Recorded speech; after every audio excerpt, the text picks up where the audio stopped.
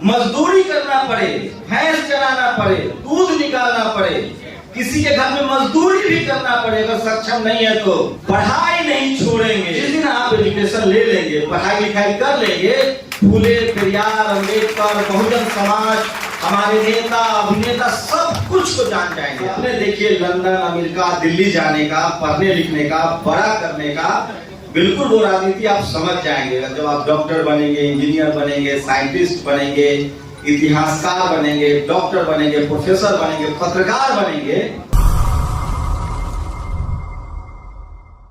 ये जो राष्ट्रीय सेमिनार और संगोष्ठी है बहुजन प्रतिभा सम्मान समारोह, तो नाम से सब कुछ स्पष्ट है। और मैं 5 मिनट सिर्फ लूंगा और मैं चाहूंगा कि मेरी गुजारिश है, मैं भारत की नब्ज पकड़ना चाहता हूं एक पत्रकार के तौर पे, तो मैं चाहता हूं कि कुछ बच्चे हाथ उठाए जो यहाँ से बोलना चाहते हैं। कुछ बच्चे, स्टूडेंट, उसमें लड़कियां हो, छात्रा हो, स्टूडेंट हो, जो ये अंकल लोग, भैया लोग तो बहुत भाषण देते रहते हैं, लोग बहुत प्रैक्टिकल लोग हैं, बहुत ट्रेनिंग है इनकी। मुझे कुछ बच्चे चाहिए जो भाषण देना चाहते हो, वो 5 लोग हाथ उठाए, मैं अपना समय उनको दूंगा। 5 लोग जिसमें छात्राएं हो जो यहाँ आके और बोलना चाहते हैं। 1 2 5 लोग, मेरे पास कम से कम 15 मिनट तो देते ही, तो 15 मिनट में 5-5 मिनट आपको देना चाहता हूं। मैं जानना चाहता हूं कि हमारी जो नस्लें हैं वो कैसे सोच रही हैं, वो क्या चाहते हैं। 5 लोग चाहिए मुझे जो बोलना चाहते हो। चलिए 1 2 3 2 और कोई तो हिम्मत करो। तो जो 5 लोग हैं उनको मैं अपना समय दे रहा हूं। वो बच्चा कैसे सोचे, क्योंकि मुझे जानना है। मैं चाहता हूं कि 5 बच्चे आए, वो बोले वो कैसे सोच रहे हैं। मैं 2 मिनट आपको बात करना चाहूंगा। मैं एक मामूली सा पत्रकार हूं, पहले टेलीविजन में नौकरी करता था, अब यूट्यूब चैनल चलाता हूं। मैं आप लोगों को देखकर बहुत खुश हूं और मैं सचमुच चाहता हूं कि आप लोगों से 5 मिनट बात करूं। बात ये करना चाहता हूं कि हम सब उसी हालात से गुजरे हैं जिस हालात से आप लोग गुजर रहे होंगे। मैं अपने समाज के बच्चों का स्टेटस देख रहा हूं। वही कपड़ा है जो मैं पहनता था जब मैं बच्चा था, वही पैर में जूते अच्छे नहीं हैं, कपड़े अच्छे नहीं हैं। सब हम लोग एक गरीब परिवार से हैं, मिडिल क्लास से हैं। लेकिन आप लोगों से मेरी गुजारिश है कि सपने बड़ा देखिए, सपने देखिए लंदन, अमेरिका, दिल्ली जाने का, पढ़ने लिखने का, बड़ा करने का।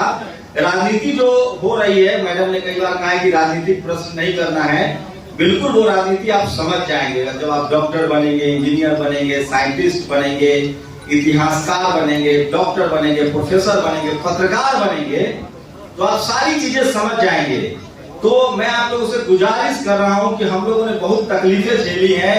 ये ग्रामीण इलाका है, आप लोग भैंस चराते होंगे, बकरियां चराई है, भैंस चराया है, मछलियां पकड़ी है, मतलब ट्रैक्टर चलाया, तो तमाम काम किए हैं और उसके बाद में जेलों में जाके पढ़ाई की है। तो आप लोगों से गुजारिश है, इतना दूर से हम लोग आए हैं, आप 5 लोगों का भाषण भी सुनेंगे। मेहमान के बाद जो मेरा समय है वो आपको जाता है, लेकिन मैं एक ही गुजारिश करूंगा आप लोगों से कि आपकी मुक्ति का माल सिर्फ एजुकेशन है। और जिस दिन आप एजुकेशन ले लेंगे, पढ़ाई लिखाई कर लेंगे, फूले, पेरियार, अम्बेडकर, बहुजन समाज, हमारे नेता अभिनेता सब कुछ को जान जाएंगे आप।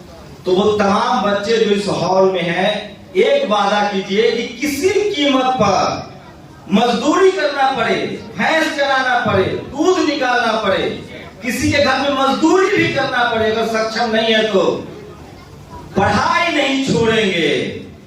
है तैयार आप लोग इसके लिए? हाथ उठाइए। कितने लोग हैं? पढ़ाई बैकड्रॉप नहीं होंगे। हमारे समाज की सबसे बड़ी विडंबना है कि हम लोग आधे बच्चे 8वीं क्लास के बाद स्कूल नहीं जाते हैं। मैं भी उसमें था। मैट्रिक करने के बाद 50% बच्चे स्कूल छोड़ देते हैं। इंटर करने के बाद 60% बच्चे स्कूल छोड़ देते हैं। और ग्रेजुएशन तक जाते जाते हम लोग सब पता ही नहीं चलता है। आप लक्ष्मण यादव या सुनील कुमार सुमन तभी बन पाएंगे जब आप कम से कम हायर एजुकेशन में जाएंगे, बीए करेंगे, एमए करेंगे।